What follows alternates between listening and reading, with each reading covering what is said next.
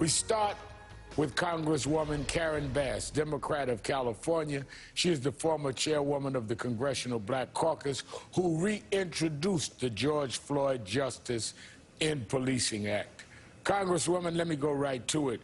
You heard, as did I, President Biden's remark on the Chauvin verdict, in which he called systematic racism a, quote, stain on the nation. I want to play some of what your congressional colleague, Republican Senator Lindsey Graham, had to say about President Biden's response this morning with Fox News. Please take a listen. We just elected a two-term African-American president. The vice president is of African-American Indian descent. So our systems are not racist. America is not a racist country. So this attack on police and policing, reform the police, yes. Call them all racist, no. A mouthful. Your thoughts, Congresswoman? Well, first of all, we know that systemic racism absolutely exists. I'm not exactly sure why Senator Graham said that, but one of the most challenging things about our country is that it's extremely difficult to deal with the problem if you refuse to admit that the problem exists. You can look at each of our systems, education, healthcare, the environment, housing, go down the line, and you can find historic legislation that was passed that absolutely discriminates. Sometimes that legislation was reversed, but the impact of that legislation still holds. And you know that housing was a first example of that. Right. Not a first, but one of many.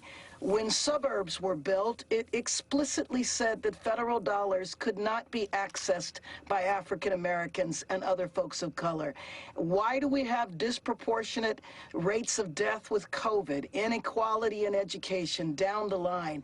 So I think it's very hurtful when you just flat out deny something that is so obvious that finally the nation is awakening to. So I didn't think his comments were constructive in any way, shape, or form. It also made me wonder, does he even understand what systemic racism means? Because to have an election of a president and a vice president doesn't address the systemic institutional racism baked into the system that has to be brought out. He may know, but he certainly didn't answer what the president said. He didn't address systemic racism at all. That's like a corporation having a racism in the corporation, and you say, but we have a black on the C-suite floor. That doesn't answer the question about how you run the company. But I want to pivot to another of your congressional colleagues, and that's South Carolina's other Republican Senator, Tim Scott, who's in the political spotlight right now ahead of his response to President Biden's first congressional address. He's also the GOP's point person on police reform, leading their push for a compromise on the Floyd Act in the Senate. Now, I know how much you respect the senator himself, defending him just yesterday in the press over inconsistencies in his personal narrative. But I wonder if you could legitimately see his party elevating him to become their first post-Trump face. Or more cynically, is he just their version of the right face for this moment? Well, Rev, I have absolutely no idea. What I do know is that he's been absolutely straight and a good partner to work with on the policing issue. And he might be a Republican, but he's a black man. And he has his own experience with policing. And so my focus is making sure that we can get the job done. And this bill on the president's desk, you know, I'm talking about a deadline of May 25th, but there's no reason why it should even take that long. We've already done a lot of work. May 25th, sadly, is the anniversary of Mr. Floyd's death. And in my conversations with Scott over the last couple of years, he has brought up his own experiences, and maybe he's the only one that could talk to some of his colleagues. Time will tell. Congresswoman Bass, why did you recently join the lawsuit that several of your Democratic colleagues and civil rights groups have brought against our former president over the January 6th insurrection? Explain why you joined in.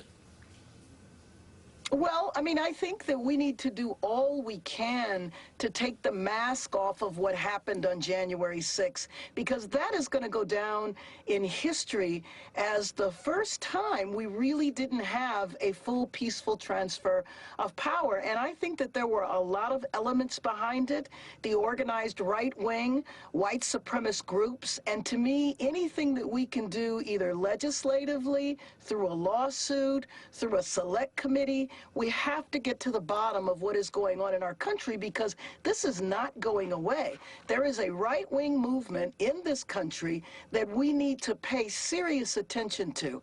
They are clear that they are armed, they are trained. You know that there was a lot of law enforcement officers there. There were military members, active and retired, that were there. There were even legislators that were there.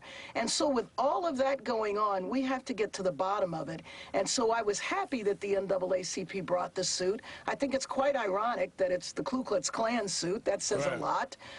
And I'm hoping that it will be a vehicle to get to the bottom of what happened on January 6th. I'm out of time, but I want to pivot back for a moment to the question of the Floyd Act, because one of the sticky points that we're hearing, and now I'm talking with my hat on as head of National Action Network, with part of the civil rights groups fighting to see this bill pass, is that one of the sticky points is qualified immunity, and a lot of us not wanting to see a compromise in that area.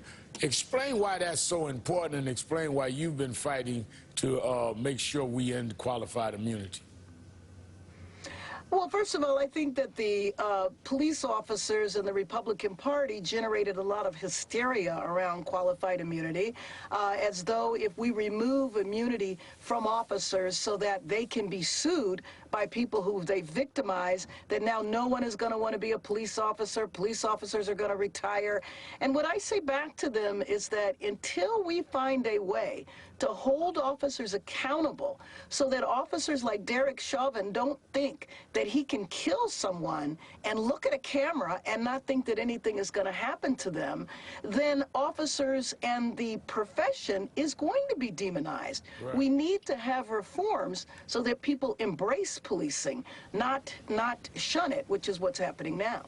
And anyone that wants to look at a camera and not be held accountable shouldn't be a policeman. I mean, the argument is like we should have people like that on the force. Congresswoman Karen Bass, thank you for being with us this evening.